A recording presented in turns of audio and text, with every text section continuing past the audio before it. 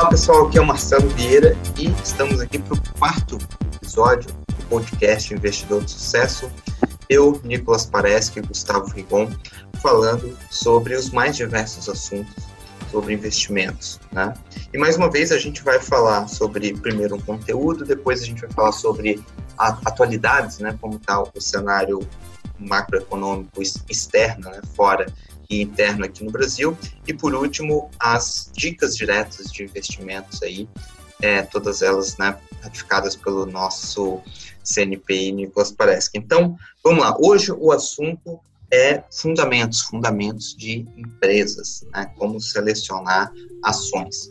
E isso aqui é um podcast, né? É um bate-papo que a gente vai falar e ensinar um pouco sobre isso, mas não é um curso, né? Então, o que acontece? A gente vai selecionar... Eu pedi para o Nicolas e para o Rigon preparar cada um indicador específico para eles falarem sobre isso hoje, e depois eles vão também comentar como você que está ouvindo a gente pode implementar, usar esse conhecimento para implementar isso na prática, para te ajudar aí nos seus investimentos. Então, eu vou começar fazendo a pergunta, então, para o Gustavo Rigon. Rigon, qual foi o indicador aí, ou enfim, um fundamento da questão de análise fundamentalista que você separou para o podcast de hoje? Então, a ideia desse podcast era que fosse algo mais instrutivo, que a gente pudesse ensinar algo aos nossos ouvintes, mesmo que de maneira superficial, a gente pudesse colaborar com o aprendizado de vocês. Então, eu preparei um resumo a respeito do indicador que as pessoas mais utilizam para analisar uma ação, que é o preço sobre lucro, o famoso PL. Tá, vamos lá. Então, o que é o PL? O PL nada mais é do que o preço da ação dividido pelo lucro por ação. É basicamente uma forma de saber se a empresa está barata ou se a empresa está cara. E também para se ter uma ideia de quantos anos que a gente levaria para reaver o capital investido hoje. Por exemplo, uma empresa que tem vamos supor, um PL de 10. Em tese, significa que se mantendo os lucros de hoje, se o lucro se mantiver constante, em 10 anos, o capital investido ele retorna para o bolso do acionista, seja através de dividendos, seja através de juros sobre capital próprio, não importa, a empresa vai gerar rendimentos anuais capazes de reaver o capital investido em 10 anos. Então, dando um exemplo concreto, uma ação que custa R$100 no mercado e tem gerado um lucro por ação, uma LPA, de R$10 por ano, R$10 por ação, então o numerador vai ser o preço da cota, R$100, e o denominador vai ser o lucro da ação, R$10. Então 100 dividido por 10, um PL de 10. É simples. Tem um site grátis bom para analisar esses indicadores, que é o www.fundamentos.com.br, fundamentos com US no final. Então todos os valores de PL estão lá nesse site. Então, assim, em teoria parece super simples de analisar o PL, porque teoricamente quanto menor o PL, então mais barata a empresa está e mais rápido o retorno do investimento. Ótimo, mais fácil impossível. O problema é que não é assim tão simples e tão fácil quanto parece. Por isso que eu achei importante a gente explicar melhor como que deve ser analisado o PL. Assim, primeiro de tudo, isso serve não só para o PL, serve para quase todos os indicadores fundamentalistas. Quando a gente for comparar, quando a gente estiver comparando empresas, necessariamente essa comparação ela precisa ser feita entre empresas do mesmo setor. Se a gente não tiver empresas do mesmo setor para comparar, então ela precisa ser feita entre empresas o mais semelhante possível. A gente tem que entender que, mesmo que se a gente não tem um exemplo nacional, a gente tem que utilizar um exemplo internacional. Mas o importante é isso, o importante é você comparar sempre banana com banana e maçã com maçã. Não adianta nada a gente comparar o PL do Banco Itaú, que é um PL de 14, com o PL das drogas raias, da Raia Drogasil, que é um PL de 48, e concluir que o Itaú está barata e a droga raia está cara. Não é assim que o mercado faz, não é assim que a gente deve ser entendida a leitura do PL. O Itaú ele precisa ser necessariamente comparado com o Bradesco, com o Santander, com o Banco do Brasil, com o Banrisul. E até fazendo essa comparação, vocês vão perceber que geralmente empresas do mesmo setor elas possuem números parecidos. Aproveitando o exemplo dos bancos, o Itaú ele tem um PL de 14, o Santander hoje em dia ele também tem um PL de 14, o Bradesco tem algo próximo a 13, e o Banco do Brasil o Banco do Brasil ele tem um PL de 7. Mas por que o Banco do Brasil tem um PL de 7? Por que é tão menor? Por que é tão mais barato que os outros bancos? Por que ele destoa dos bancos privados? Pura e simplesmente porque é uma estatal. O mercado enxerga um risco tão maior em um banco estatal que o preço da ação geralmente vai ter um grande desconto no mercado, quando comparado com as empresas privadas. Então, é dessa forma que a gente tem que olhar os indicadores fundamentalistas, comparando sempre empresas semelhantes e entendendo o contexto que elas estão. Mas assim, qual que seria o número, né? Quanto seria um PL atrativo para ser considerado uma barganha, uma empresa barata? Assim, os livros eles falam algo em torno de um PL abaixo de 12, abaixo de 10 ou abaixo disso, mas assim, eu acho que depende muito do setor, depende do quão previsível são os resultados da empresa e principalmente depende da expectativa que o mercado tem com relação aos lucros futuros e ao crescimento da empresa. Então não é tão simples assim analisar um PL, porque tudo no mercado de ações gira em torno das expectativas futuras. Quando você compra a ação de uma empresa hoje, você está comprando a expectativa dessa empresa e não o que ela representa hoje. O que ela representa hoje já está precificado há muito tempo. Aliás, a gente costuma dizer que o mercado ele precifica 6 meses antes e vai corrigindo de acordo com os resultados que as empresas vêm tendo. Então, não necessariamente, outra coisa importante, não necessariamente um PL muito baixo é uma grande oportunidade, como não necessariamente um PL muito alto vai ser um mau investimento. Porque na maioria das vezes um PL alto, e olha que curioso isso, ele significa que existe uma expectativa geral no mercado de que essa empresa ela vai ter um futuro magnífico pela frente. E é por isso que as pessoas aceitam pagar mais caro hoje para ter uma fatia dessa empresa no futuro. Então é claramente o que está acontecendo com a Amazon, por exemplo, nos Estados Unidos. O PL dela é estratosférico, algo completamente sem sentido. Acho que é quase perto de 500. Imagina, leva 500 anos para reaver o teu capital investido. Só que tu leva 500 anos com os lucros que ela tem hoje. Só que o mercado está precificando o lucro do futuro. E o lucro do futuro, o mercado entende que vai ser gigantesco. Então, um cara que olha racionalmente os números de hoje da Amazon pensa, pô, está absurdamente caro. Não tem como comprar uma empresa dessa. Só que a expectativa de lucro futuro é tão grande, é tão enorme, que as pessoas já estão contando com esse lucro lá na frente. Então as pessoas aceitam pagar caro hoje pelo lucro que elas esperam ter no futuro. Então é assim que a gente precisa analisar as coisas. Às vezes um PL muito alto não significa que a empresa esteja cara, significa que a expectativa do mercado é tão alta que o que a gente precisa fazer é dosar se essa expectativa faz sentido ou não faz sentido. Essa é a análise do PL. Perceber se essa expectativa que o mercado está tendo, você acredita que faz sentido ou que não faz sentido. Então, ao passo que, sim, esse é o lado de um PL muito alto que as pessoas pensam, puta, é muito caro. Mas ao passo que uma empresa que tem um PL também muito baixo, também pode indicar exatamente o contrário. Que o mercado ele tem uma expectativa tão ruim para aquela empresa que o futuro parece ser tão péssimo que as pessoas hoje já estão vendendo a ação a um preço mais baixo, com medo que os lucros se tornem ainda piores no futuro. Então a gente tem 2 exemplos concretos na bolsa atualmente, na bolsa brasileira, na Bovespa. Um de um PL muito alto, que está ficando cada vez mais alto, que é a Magazine Luiza, MGLU3, acho que é algo em torno de 42, e outro que já foi muito alto e a cada dia está cada vez mais baixo, que é o da Cielo, que hoje está exatamente em 9. Então, explicando rapidinho esses 2 casos, só para vocês entenderem como é que funciona a precificação do mercado. A Magazine Luiza, ela era até começo de 2016 uma esculhambação total, e o mercado sempre precificou de acordo com o que a empresa de fato entregava, de acordo com o que a empresa de fato era, uma esculhambação. Só que no começo de 2006 eles começaram a investir muito forte em tecnologia. E eles tomaram uma decisão disruptiva para o negócio deles. Eles mudaram completamente o foco das vendas. Antes o foco era nas lojas físicas e eles passaram a ter um foco nas vendas online.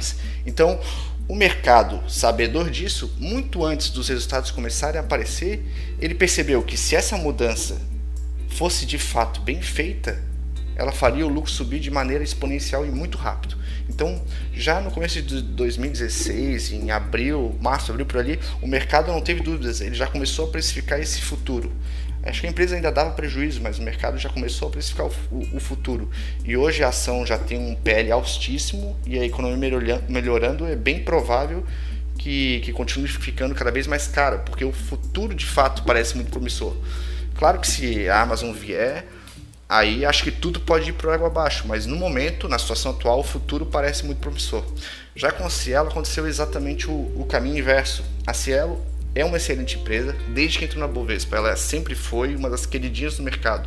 Hoje, ela continua sendo uma boa empresa, muito bem gerida, tem um lucro líquido de 4 bilhões por ano, mas por que será que ela perdeu quase 50% do valor só em 2018? Porque a expectativa do futuro dela é ruim. A expectativa do futuro dela é muito ruim. Porque a Cielo ela conviveu com um PL acima de 20, sei lá, nos últimos 10 anos.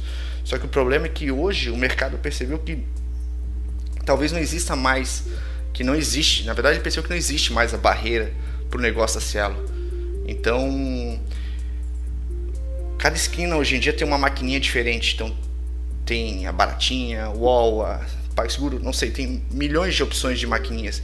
Então, fica muito difícil para o mercado achar que ela vai continuar mantendo os lucros que ela tem hoje no futuro. E como eu falei, o mercado ele precifica o futuro. Não interessa o que ela está dando hoje, interessa o que o mercado está achando que ela vai dar no futuro.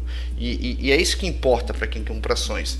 Então, ou a Cielo se reinventa e consegue convencer o mercado disso, ou as ações vão continuar sofrendo as consequências.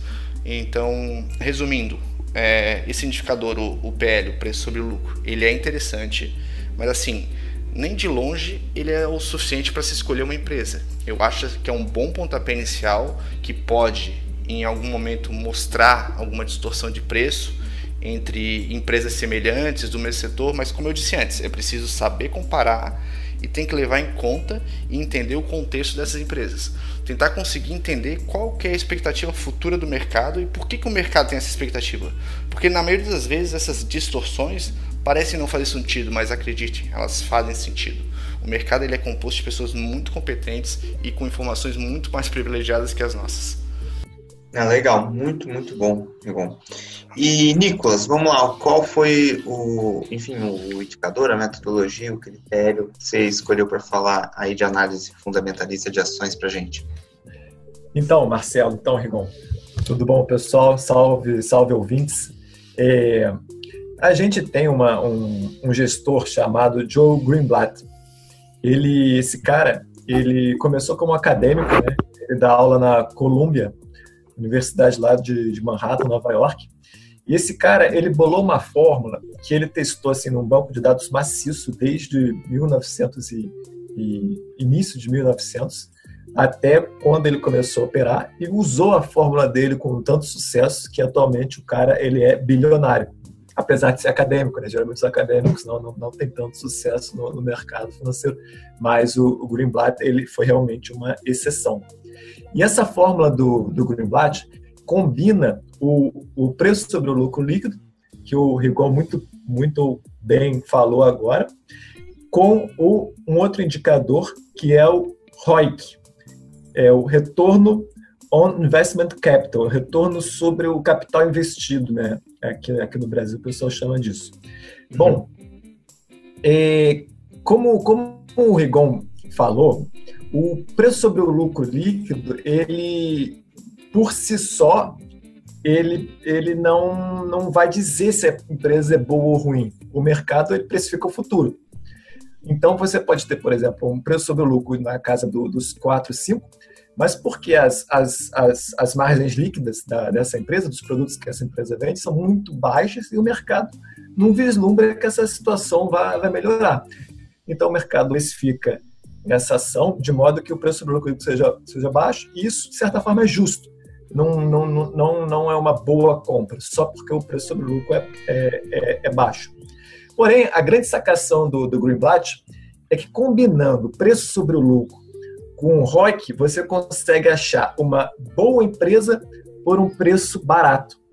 Então, o que é o retorno sobre o capital? O retorno sobre o capital pega o EBIT aqui no Brasil conhecido também como LAGIR, que é o lucro antes dos juros, do pagamento de juros e impostos. E divide isso daí pelo valor contábil do capital investido. O que é esse valor contábil do capital investido? É todo o dinheiro que os sócios, os acionistas colocaram na empresa, todo o dinheiro que os empréstimos geraram e todo esse dinheiro daí foi aplicado de fato na empresa, de fato na produção do seu resultado ali. Então, por exemplo, vou dar um exemplo assim para clarificar isso. Um exemplo assim dentro de um vácuo, né? Digamos que só exista isso dentro da contabilidade, não existam outros dados da empresa. Então, a gente tem 60 mil reais integralizados pelos sócios, nós temos 60 mil de empréstimos e a gente tem 20 mil em dinheiro. O que vai ser o capital, o valor contábil do capital investido? Vai ser 60 mil dos sócios, mais os 60 mil dos empréstimos, menos os 20 mil em cash, em dinheiro, que não estão sendo usados para a produção. Só importa ali o que está sendo aplicado no negócio. Contratação de gente, máquina, tecnologia, enfim, qualquer gasto, né? Isso aí, qualquer gasto ali para produzir o produto fim da empresa, né? Então, o que ele pega? Ele pega o lucro antes do imposto de pagamento de juros e divide pelo valor contábil do capital investido. Com isso, isso daí vai te dar uma porcentagem. Essa porcentagem varia, pode ser negativa, né, caso tenha o lucro tenha dado prejuízo. Não, a gente não está atrás disso, a gente está atrás de uma porcentagem cada vez maior. Então, isso daí, em geral, ali aqui no Brasil, fica na casa dos 10%, 15%, 5%. Mas assim, as grandes empresas, elas apresentam retorno sobre o ROICs na casa de 30%, 40%, 60%. Tá, mas e aí, compra essa empresa ou não? A questão é que você pode ter uma empresa com um ROIC de 50%, digamos, mas ela está muito cara. Como você vai saber se ela está cara? Você vai saber se ela está cara pelo preço sobre o lucro líquido.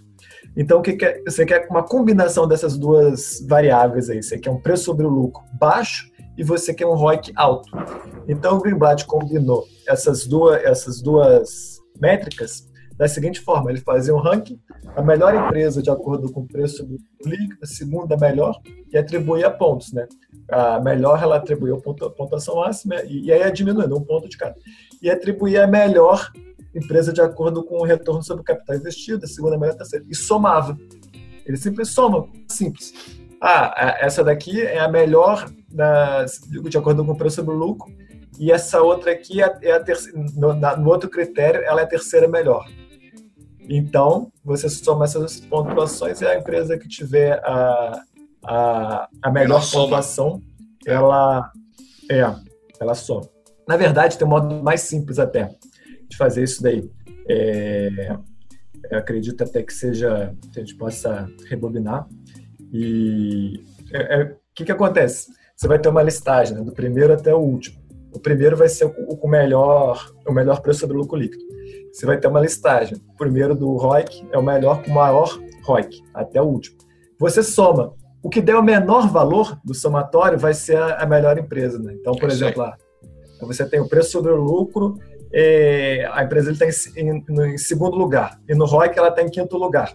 Aí tu soma 2 com 5, 7. Essa vai ser a pontuação dessa empresa. Agora você tem uma outra que está em décimo no preço sobre o lucro, mas está em primeira no ROIC. Soma. Vai ser 10 mais 1, 11. A que está em 7 é melhor. Então ele faz um ranking de todas as empresas da Bolsa e a que tiver o menor valor vai ser a melhor empresa de acordo com esses dois critérios. E essa foi a grande sacação dele. Como pegar uma boa empresa com retorno sobre o capital mais barata, de acordo com o preço sobre o lucro. Isso daí, nos backtests, e ele, no caso, foi um alto sample enorme aí. Isso daí apresentou um resultado, assim, a SP500 ficou com 10%, mais ou menos, enquanto que a fórmula de Greenblatt performou 15%, mais ou menos, durante esse período. Ou seja, para ficar claro para o pessoal, o que ele quer, o que o Nicolas quer dizer com isso? Que se ele pegar essa fórmula, né, ele explicou ali, E se você tivesse utilizado durante X anos, dos últimos X anos, bateu o S&P, que é o principal índice da Bolsa Americana. O que ele quer dizer com isso? E o que ele quer dizer que já tem um bom período out of sample, ou seja, esse não é um estudo que ele teve essa ideia hoje e só testou no passado. Ele já testou essa fórmula há bastante tempo, inventou antes, e depois que ele inventou e divulgou essa fórmula, a fórmula continuou funcionando, né? Então, ou seja, é uma metodologia já comprovada em tempo real, né? Não é simplesmente uma ideia que a gente tem que ver se vai... Porque tem coisas que funcionaram no passado e continuam funcionando, tem coisas que não, por N critérios, que não é o caso a gente debater isso aqui hoje. A gente utiliza isso muito no desenvolvimento de robôs, né? Mas muito, muito interessante isso aí. Mas eu te interrompi aqui, você quer comentar mais alguma coisa sobre o Greenblatt? Você quer dar algum exemplo, citar alguma coisa para ficar bem claro aí para o pessoal? Não, é isso mesmo, Marcelo. Você finalizou aí, explicou, era exatamente isso aí a ideia do Greenblatt. A gente ainda pode melhorar essa fórmula daí. Tem alguns estudos aí de pessoas que combinaram com o momento relativo e isso aí deu um acréscimo ainda no retorno da fórmula do Greenblatt. Isso daí a gente vê no livro chamado Investindo em Valor na Europa. A pessoa combinou essas métricas aí e a gente teve realmente um acréscimo. Então acho que ainda dá para a gente conseguir performar ainda melhor do que a fórmula em si. Ou seja, seria uma forma, usar um momento relativo, seria uma forma de, além de separar o que é bom e está barato, com se aquela ação está reagindo, né? Ela tá, ou seja, você explicou aí alguns podcasts atrás do momento relativo, significa que aquela ação está desempenhando no preço mesmo melhor do que outras ações, né? Ou seja, o mercado de fato está precificando, ela está indo bem, está outperforming, né? Está performando melhor que o mercado. Isso seria aí um indicador positivo, porque por N motivos, uma ação que está com PL barato ou que por acaso tem um breakout, como a gente deu esse exemplo no caso do Rigon, por N motivos a fórmula não é perfeita, né? Pode ter algumas falhas. Aí que entra tanto a questão de diversificação de carteira, não vai comprar uma única ação que é a melhor de todas, né? Quanto possíveis fatores adicionais que podem ser utilizados para melhorar ainda mais o resultado. Mas legal, muito bom. Então a gente teve apresentações aí de duas metodologias bem interessantes para avaliação de ações, né? Com vários insights. Muito bom. Então, sobre análise fundamentalista, isso é hoje, a gente pode voltar aí em outros podcasts, comentando, enfim, outras formas de analisar e tudo mais. Mas então vamos seguir para o cenário interno, né? Como está, Rigon, a questão da economia, da política no Brasil, fazendo um acompanhamento, todo podcast a gente atualiza essa questão, né? Como que estão as coisas aqui pelo Brasil, Rigon? Como a gente comentou no podcast passado, a partir do momento que o Haddad passasse a ser conhecido como o candidato Lula, ele teria uma ascensão meteórica, e isso realmente está acontecendo. Ele subiu 11 pontos percentuais já nessa última pesquisa e está aparecendo em segundo lugar. E, ao que tudo indica, a gente vai ter mesmo um segundo turno entre o Bolsonaro e o Haddad, que seria uma espécie de eleição do antipetismo contra o lulismo, né? E, então, para o mercado, cara, essa eleição binária, da forma como ela está, que pode ter resultados tão opostos, traz, sem dúvida, muito risco e muita insegurança a respeito do futuro do país. Mas o que a gente consegue antecipar? E que, óbvio, não é novidade alguma para ninguém, é que se o Bolsonaro for eleito presidente, muito provavelmente a gente vai ter um mercado de alta no curto prazo. A gente teve uma amostra disso, quando o mercado entendeu que o atentado que ele sofreu tinha sido positivo para a campanha dele, e a Bolsa respondeu muito rápido, subiu na hora, o dólar caiu. Então, Bolsonaro presidente, alta. e Haddad presidente o contrário. Aí a gente vai ter um mercado de baixa bem considerável no curto prazo. Eu acho que existem algumas lições que a gente já pode tirar desse período eleitoral. A primeira lição é que, de fato, as redes sociais, como o Nicolas tinha comentado, sabe, a mídia digital, esse ambiente digital, ele passou a ser muito mais relevante do que a propaganda eleitoral na TV. Basta ver a campanha do Alckmin. Eu posso até morder a língua, mas para mim parece que até o momento a campanha dele está sendo uma verdadeira tragédia. Apesar de todos os minutos que ele tem na TV, a única coisa que ele conseguiu até o momento foi perder grande parte do eleitorado que ele tinha. Então, assim, outra constatação é que a Marina é realmente, de fato, um cavalo paraguaio. E como todos previam, ela desidratou. Assim, os votos dela, na grande maioria, têm migrado para o Haddad. Eu acho que é uma tendência natural. E, assim, outra constatação, quer dizer, isso nem é uma constatação ainda, mas, assim, historicamente, a esquerda, ela costuma ser muito mais unida do que a direita, na hora de somar forças ao redor de um único nome e utilizar o chamado voto útil, sabe? Em torno do candidato mais forte. Então eu acho que o Haddad ainda vai acabar tirando muito voto do Ciro e da Marina até o final desse primeiro turno. Então o que resta saber agora é se a direita, que está pretendendo votar no Alckmin, no Amoedo, no Meirelles, no Álvaro Dias, se eles vão conseguir fazer o que a esquerda vai fazer, que é concentrar todos os votos em torno de um único candidato, que no caso seria o Bolsonaro, para tentar já liquidar a fatura no primeiro turno, porque existe essa possibilidade. Então é isso, resta saber se a direita vai conseguir ou não somar forças como a esquerda costuma fazer. Então, sei lá, acho que esse é meio que um resumo dessas 2 últimas semanas das eleições aí. Então a gente vai ver, ainda tem uma chance pequena, né, do Bolsonaro ganhar no primeiro turno. Hoje, né, faltam 2 semanas para as eleições, que a gente está gravando aqui. Claro que falando do tempo de eleição, um fator novo pode mudar tudo, a gente sempre tem que estar atento a isso. E, logicamente, eu acho que tem que tomar alguns cuidados, existem possibilidades, muita gente assim, estou muito confiante na vitória do Bolsonaro e o mercado vê isso como positivo.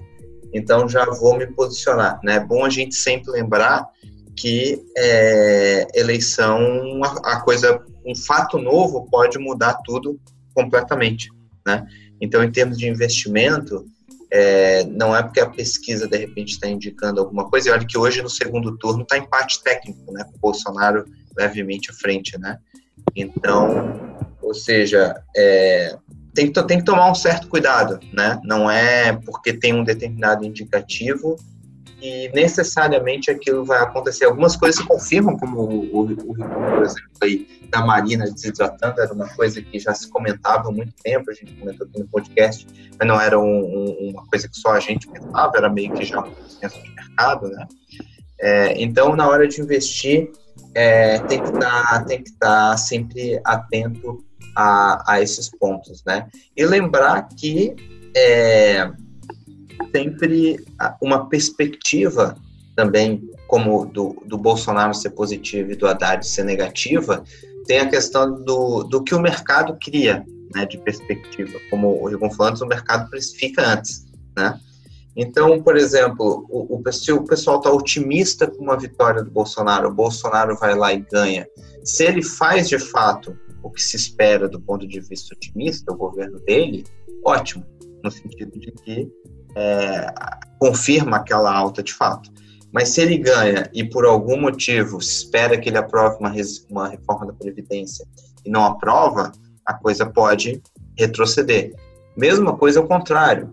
Se um Haddad ganha e vem com um programa de governo que nem ele está anunciando na campanha, que é considerado uma coisa, pelo mercado, uma coisa muito radical, é desastroso para a economia, né? Então o mercado vai despencar.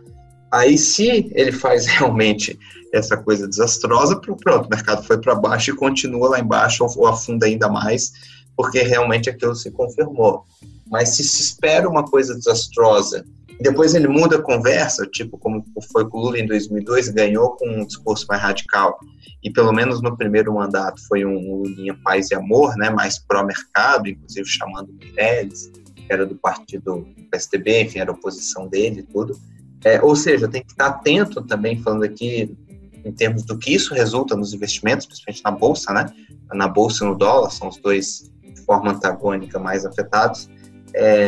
Ou seja, o que eu quero dizer é que você, investidor, tem que estar atento às possibilidades e também que aquelas possibilidades podem se confirmar ou não, né? Então são várias variáveis aí, por isso que é difícil investir somente baseado nas eleições, né? Você pode usar as eleições para, com outros critérios, ajudar a se posicionar melhor, né? Pelo menos assim que eu vejo. Mas vamos lá, então, Nicolas, fala um pouquinho para a gente de cenário externo, cenário internacional.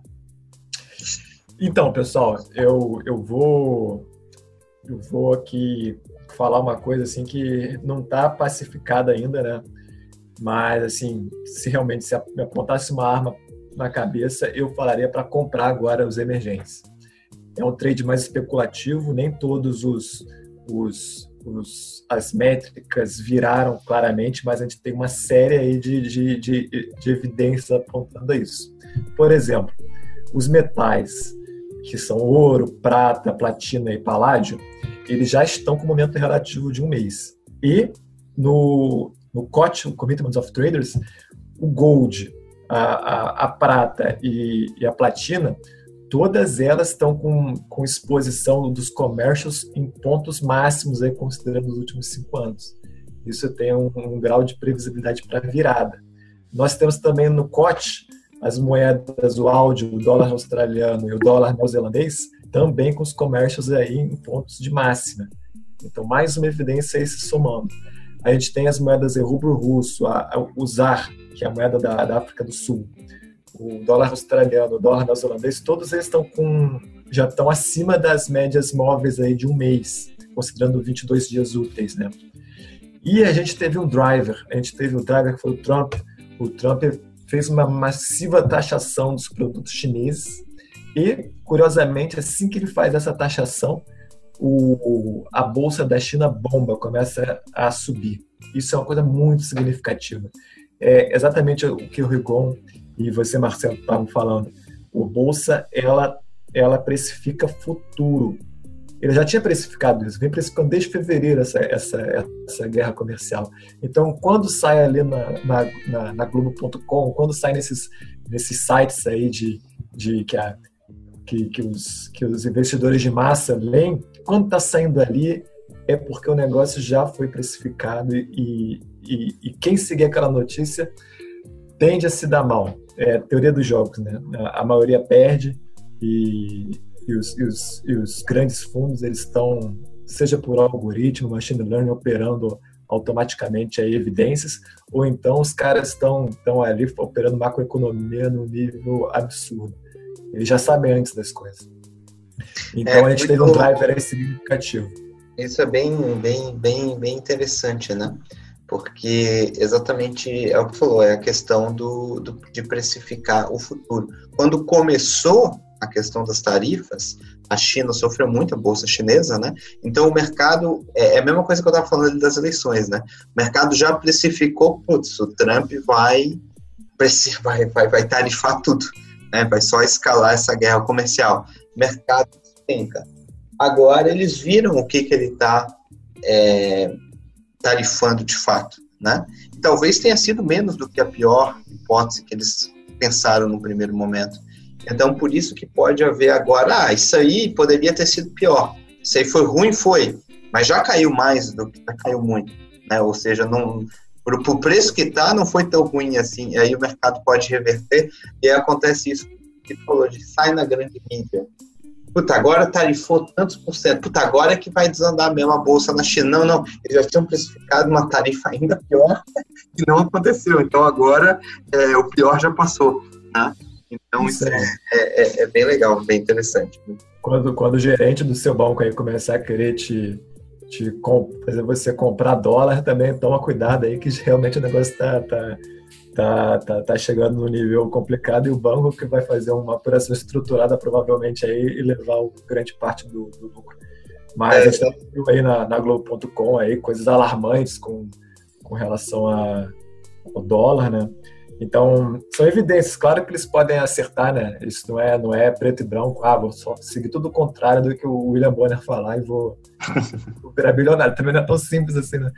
Mas aí qualquer esquizofrênico paranoico o Cabo Daciolo estaria bilionário já, né? Inclusive, a gente está falando de política, né? Parece que o Cabo Daciolo gastou 770 e poucos reais na campanha e o Meirelles 45 milhões, né? E agora os dois ficaram empatados ali na última pesquisa. Sempre tem coisa muito, muito louca, né? Quem é o melhor gestor, né? Quem é o melhor gestor, Cabo Daciolo? Legal. E vamos lá, Rigon, o que tem pra gente aí, pro nosso ouvinte de dica aí para esse podcast de hoje? Então, cara, a dica dessa semana, ela é em linha com o tema do podcast, né? Uhum. Assim, como a gente analisou PL, que é indicador fundamentalista, que como eu expliquei anteriormente, se bem interpretado, ele pode nos mostrar alguma distorção de preço, pode em algum momento nos mostrar que alguma empresa está barata, realmente barata. Então, o que eu fiz? Eu peguei a minha lista de empresas que eu mais gosto da Bolsa, que são umas 30 empresas que eu considero ótimas empresas. Uhum. E dentre essas empresas, eu listei 4 que foram as que mais perderam valor de mercado, que a cotação caiu acima de 40% só em 2018, e que no momento elas estão, então, com um PL bem abaixo da média histórica delas, uhum. que é a Cielo, uhum. que, como eu tinha falado anteriormente, está com PL de 9, uhum. a Croton, que é a KROT3, que está com um PL de 10, a Ultrapar, que é a UGPA3, que está com PL de 16, e a CCRO, que é a CCRO3, que está com PL de 11. Então, assim, essas não são as empresas que estão com os menores PLs da Bolsa, mas essas são as empresas que sempre tiveram PLs muito, muito altos, sempre mereceram do mercado um prêmio por serem as melhores do setor, e elas continuam sendo as melhores do setor. Assim, Cielo continua sendo a maior empresa de maquininhas de cartão de crédito com maior market share. A Croton continua sendo a maior empresa educacional do Brasil e do mundo. A Ultrapar, que é o GPA3, ela é a dona dos postos Ipiranga. Ela continua sendo uma empresa premium. E a CCR, que é do setor de infraestrutura, que faz rodovias e tal, ela continua sendo a maior do setor. Só que, assim, por diferentes motivos, o mercado vem punindo essas empresas por entender que o futuro delas vai ser muito pior do que o passado e do que o presente está sendo. Então, eu acho assim, cabe a você, investidor, analisar e decidir se concorda ou não com essa expectativa tão ruim que o mercado está precificando. Assim, uma coisa é certa, barata, comparando com o patamar de preços históricos delas, baratas elas estão. Basta saber se esse novo patamar é de fato o novo patamar delas e vai continuar dessa forma, ou se em algum momento o mercado volta a acreditar como sempre acreditou. Então, assim, eu poderia dizer em qual delas que eu tenho mais confiança a respeito do futuro. Uhum. Mas, assim, uma das coisas mais certas que eu aprendi operando no mercado é que você deve comprar ações, se tornar sócio de empresas que fazem sentido para você e somente você.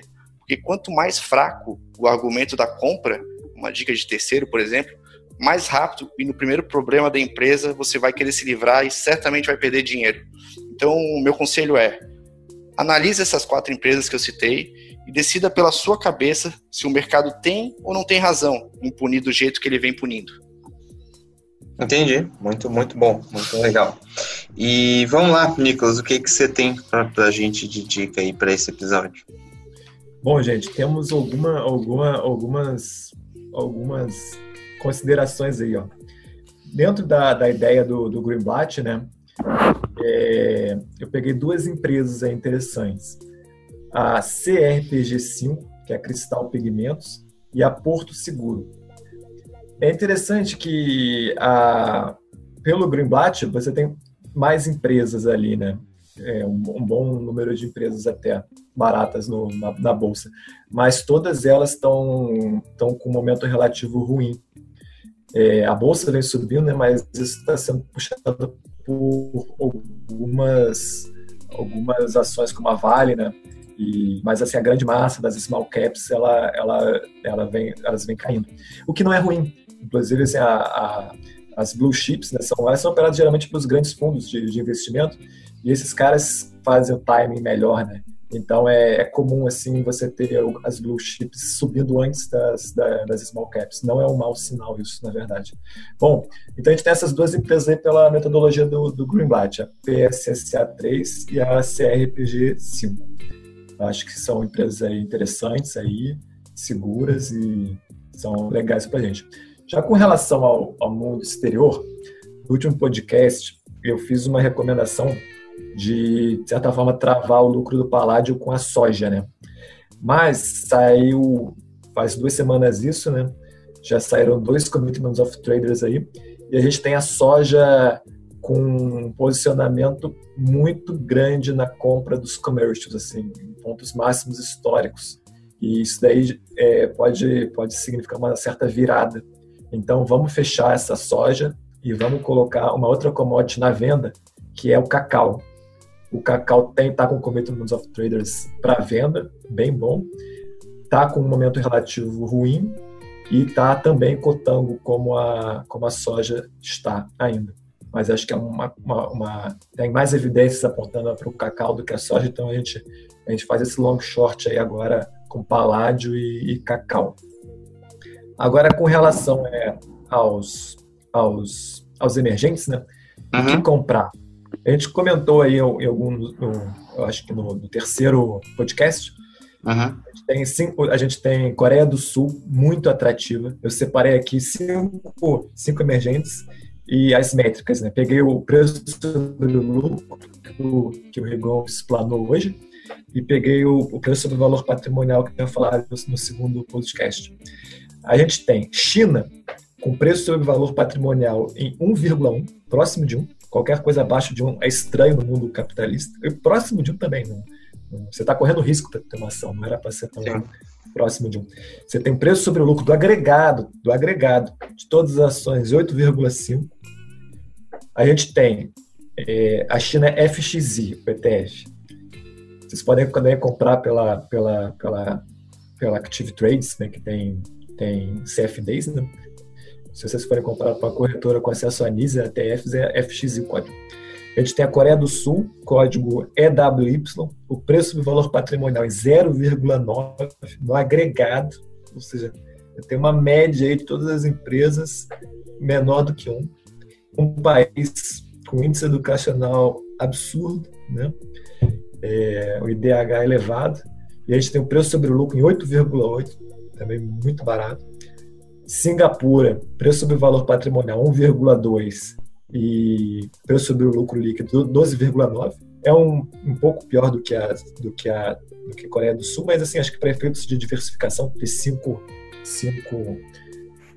ETFs de índices é interessante, né? E está muito barato também, né? Porque os outros estão muito, muito baratos. E nós temos Rússia, preço sobre o valor patrimonial em 1, preço sobre o lucro em 7. E a gente tem a Nigéria. A Nigéria, assim, eu vejo como a China nos anos 2000, anos 90, assim. A gente está tendo ali um crescimento demográfico absurdo, um crescimento dos índices educacionais também muito grande. E os caras falam inglês, né? Eles não falam chinês, eles escrevem caracteres esquisitos aí para o mundo ocidental. E eles estão preço sobre o valor patrimonial em 1,0 e preço sobre o lucro líquido em 6,7 no agregado. Então, isso é uma outra evidência de que os emergentes podem virar assim, já começaram a dar indícios disso, né? A bolsa da Nigéria subiu razoavelmente, a da China também. São índices muito baratos, considerando que é para um país, cara. Não é uma ação ali que está com preço do valor barato, é um país inteiro, a média disso tudo. Considerando ainda, gente, que os outliers, o que é um outlier? É um ponto fora da curva. Puxam essas métricas muito para baixo. Então você tem, sei lá, uma ação lá que está com preço sobre o lucro em 80. Cara, pode ter certeza que tem umas loucuras lá que estão muito caras. A empresa botou um lucro baixo e o preço sobre o lucro ficou na casa de 90. Esses outliers puxam para cima esses índices. Para no agregado estar tão baixo é porque a coisa está boa, a coisa está barata. Então essas são as nossas dicas aí, gente. Indo em conta do que tu falou ali, realmente, dessa possível virada aí, alguns indicativos quantitativos falando da possibilidade da virada, o que também favorece ao Brasil, né? Logicamente, como país emergente, se houver de fato essa virada e vier um ciclo mais pró-emergentes, né? Aumento do preço das commodities e tudo mais, também beneficiaria o próprio Brasil, né? Ou seja, isso também poderia interromper pelo menos esse forte ciclo de alta do dólar, né, perante a todas as moedas dos países emergentes, claro que sem levar em consideração a questão local, né? Claro que daí a eleição aqui pode mudar completamente tudo, né? Mas do ponto de vista, sem contar a parte interna, só da parte externa, pode ser que se virar, né? Pode ser, ou seja, que pare de ter esse aumento, ou pelo menos esse aumento significativo, né, do dólar em relação às outras moedas, é isso? Isso aí, Marcelo. Legal. Então, é isso aí, pessoal, que a gente tinha para bater esse papo hoje aqui nesse podcast. Se você gostou, por favor, dependendo de onde você tiver acesso aí a esse podcast, né, a gente tem no Spotify, no SoundCloud, no iTunes, YouTube, entre outras mídias, mas se você puder compartilhar aí com, enfim, as pessoas que você conhece, que também gostam de investimentos, e a gente agradece. Então, é isso aí. Nicolas, muito obrigado. Rigon, muito obrigado. Valeu. Isso aí, Marcelo. Isso aí, Rigon. E é isso aí, pessoal. Um grande abraço e até o próximo episódio do podcast Investidor de Sucesso.